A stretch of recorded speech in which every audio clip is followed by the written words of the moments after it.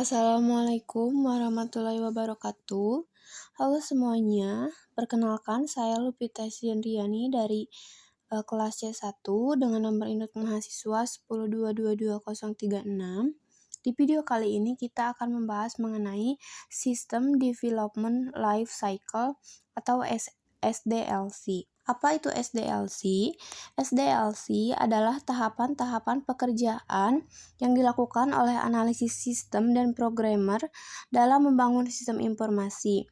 SDLC juga merupakan alat untuk manajemen proyek yang bisa digunakan untuk merencanakan, memutuskan, dan mengontrol proses pengembangan sistem informasi. Metode SDLC seringkali digunakan untuk memecahkan masalah yang langkah-langkahnya sebagai berikut. Yang pertama yaitu melakukan survei dan penilaian kelayakan proyek pengembangan sistem informasi. Yang kedua yaitu mempelajari dan menganalisis sistem informasi yang berjalan. Yang ketiga yaitu menentukan permintaan pemakaian sistem informasi. Yang keempat yaitu memilih solusi atau pemecahan masalah yang paling baik.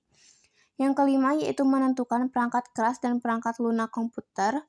Yang keenam yaitu merancang sistem informasi baru, dan yang terakhir membangun sistem informasi baru. Lalu yang selanjutnya ada pengembangan sistem. Pengembangan sistem adalah proses memodifikasi atau mengubah bagian atau keseluruhan sistem informasi. Pengembangan sistem umumnya dilakukan oleh tim proyek yang terdiri dari analisis sistem, pemrogram, akuntan, dan orang lain yang ikut terlibat dalam proyek tersebut. Di sini ada 3 tahapan. Yang pertama tahapan perencanaan, yaitu studi kelayakan, diagram arus logis, kamus-kamus data, spesifikasi pemakai, dan perencanaan konseptual. Lalu tahapan yang kedua yaitu tahapan perancangan, yaitu laporan perancangan sistem, rancangan atau desain pagan arus dan tabel keputusan, deskripsi dari rancangan program, rancangan prosedur-prosedur operasi, dan rancangan untuk menjalankan manual.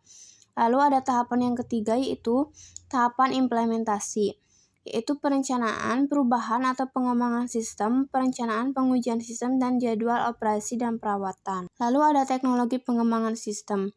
Teknologi dan praktik-praktik pengembangan sistem yang pertama yaitu pengendalian produktivitas analisis atau pemrogram, adanya komunikasi antar analisis atau pemrogram dengan pemakai. Lalu yang kedua yaitu pemrogram terstruktur, standar rancangan, gaya pemrograman, dan rancangan memadai. Lalu yang ketiga ada Computer Aided Software Engineering, yaitu CAS, proses yang menggunakan teknologi perangkat lunak. Yang keempat ada prototyping, yaitu mendukung tampilan layar monitor. Lalu yang kelima ada teknik berorientasi objek, menjadi perangkat lunak lebih mudah diciptakan, lebih sederhana, dan lebih layak. Lalu ada pengembangan sistem. Di sini ada faktor-faktor yang harus diperhatikan dalam pengembangan sistem. Yang pertama yaitu pembangunan perangkat lunak aplikasi. Yang kedua yaitu pembangunan basis data, tempat utama untuk menyimpan arsip-arsip. Yang ketiga yaitu penentuan konfigurasi sistem, pengadaan, pemasangan, dan instalasi perangkat keras. Yang keempat yaitu pembuatan prosedur, aturan, dan petunjuk aturan pemakaian. Yang kelima yaitu penentuan, pengadaan, dan pelatihan personal pelaksana. Lalu ada analisis pengembangan sistem informasi. Metode analisis yang biasa dilakukan adalah sebagai berikut. Yang pertama yaitu analisis problem system atau identifikasi masalah. Yang kedua ada analisis kelemahan sistem. Yang ketiga ada analisis performa, information, economic control, efisiensi, dan service atau VISIS. Yang keempat ada analisis studi kelayakan, seperti analisis kelayakan teknik, analisis kelayakan sosial, analisis kelayakan hukum, analisis kelayakan operasional, dan analisis kelayakan ekonomi. Lalu analisis yang kelima yaitu analisis kebutuhan sistem, yaitu analisis perangkat keras, analisis kebutuhan perangkat lunak, dan analisis pengguna sistem.